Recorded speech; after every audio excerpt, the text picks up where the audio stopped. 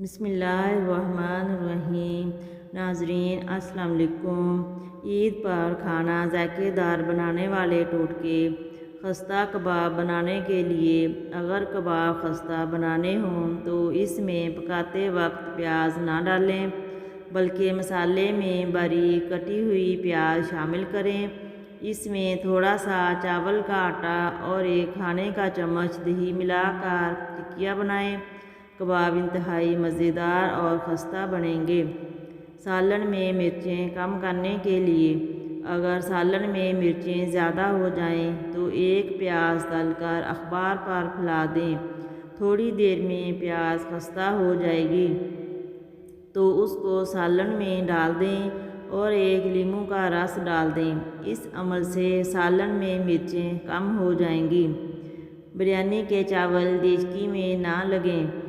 अगर बिरयानी के चावल नीचे लग जाते हैं तो देचकी के तले में तेल और दही की तह लगाकर ऊपर से चावल डालें तो चावल नीचे नहीं लगेंगे और ज़ाया नहीं होंगे।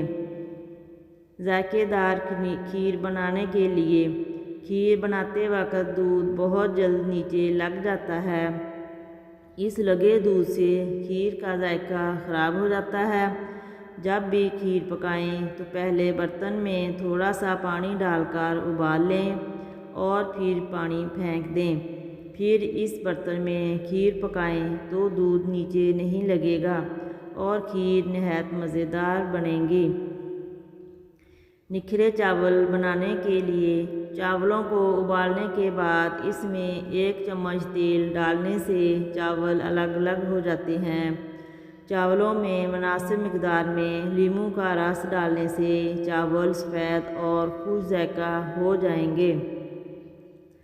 धनिया पुदीना ज़्यादा अरसे तक ताज़ा रखने के लिए हरा धनिया पुदीना ज़्यादा दिन तक ताज़ा रखने के लिए गिलास में ठंडा पानी डालकर इसमें हरा धनिया खड़ा कर दें। इसके बाद फ्रिज में रख दें, हफ्तों ताज़ा रहेगा।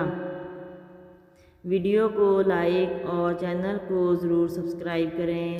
शुक्रिया।